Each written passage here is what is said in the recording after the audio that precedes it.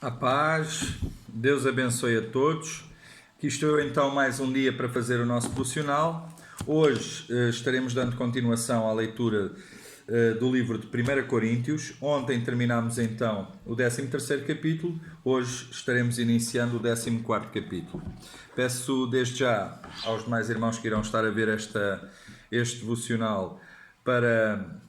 Vocês aqui não veem no vídeo, mas eu normalmente antes de fazer a leitura bíblica faço uma oração e quando termino a mesma faço uma outra oração.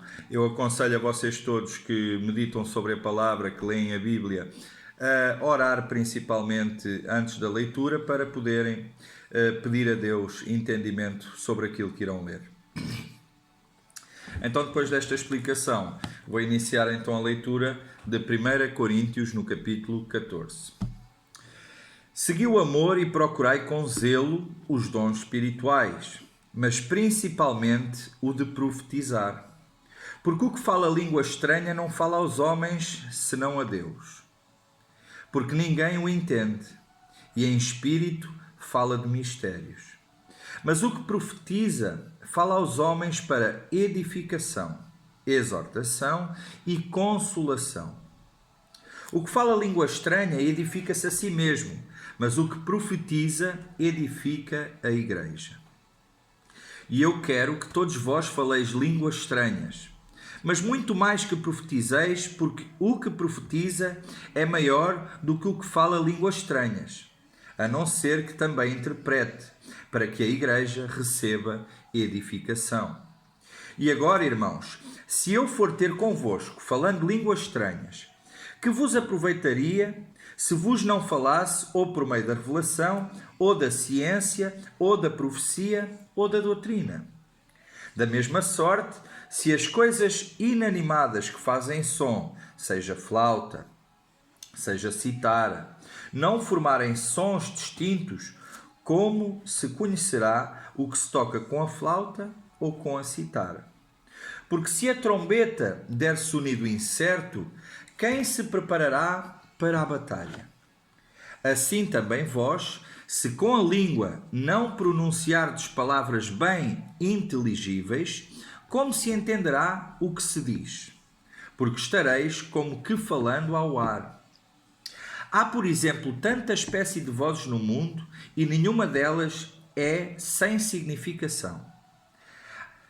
Mas se eu ignorar o sentido da voz, serei bárbaro para aquele a quem falo, e o que fala será bárbaro para mim. Assim também vós, como desejais dons espirituais, procurai subjar neles para a edificação da igreja. Pelo que o que fala língua estranha, oro para que a possa interpretar. Porque se eu orar em língua estranha, o meu espírito ora bem, mas o meu entendimento fica sem fruto. Que farei, pois? Orarei com o espírito, mas também orarei com o entendimento. Contarei com o espírito, mas também cantarei com o entendimento. De outra maneira, se tu bendizeres com o espírito, como dirá o que ocupa o lugar do indoto, o amém, sobre a tua ação de graças, visto que não sabes o que dizes? Porque realmente tu dás bem as graças, mas o outro não é edificado. Dou graças ao meu Deus, porque falo mais línguas do que vós todos. Todavia, eu antes quero falar na igreja 5 palavras na minha própria inteligência, para que possa também instruir os outros, do que 10.000 palavras em língua desconhecida. Irmãos, não sejais meninos no entendimento, mas sede meninos na malícia e adultos no entendimento. Está escrito na lei: por gente de outras línguas e por outros lábios falarei a este povo, e ainda assim me não ouvirão, diz o Senhor. De sorte que as línguas são um sinal, não para os fiéis, mas para os infiéis. E a profecia não é sinal para os infiéis, mas para os fiéis. Se, pois, toda a igreja se congregar num lugar e todos falarem línguas estranhas e entrarem em dotos ou infiéis, não dirão porventura que estáis loucos? Mas se todos profetizarem, e algum indoto ou infiel entrar, de todos é convencido, de todos é julgado. Os segredos do seu coração ficarão manifestos, e assim, lançando-se sobre o seu rosto, adorará a Deus, publicando que Deus está verdadeiramente entre nós. Que fareis, pois, irmãos? Quando vos ajuntais, cada um de vós tem salmo, tem doutrina, tem revelação, tem língua, tem interpretação. Faça-se tudo para edificação. E se alguém falar língua estranha, faça-se isso por 2 ou, quando muito, 3, e por sua vez, e haja intérprete. Mas se não houver intérprete, esteja calado na igreja e fale consigo mesmo e com Deus. E falem 2 ou 3 profetas e os outros julguem. Mas se a outro que estiver assentado for revelado alguma coisa, cale-se o primeiro. Porque todos podereis profetizar uns depois dos outros, para que todos aprendam e todos sejam consolados. E os espíritos dos profetas estão sujeitos aos profetas.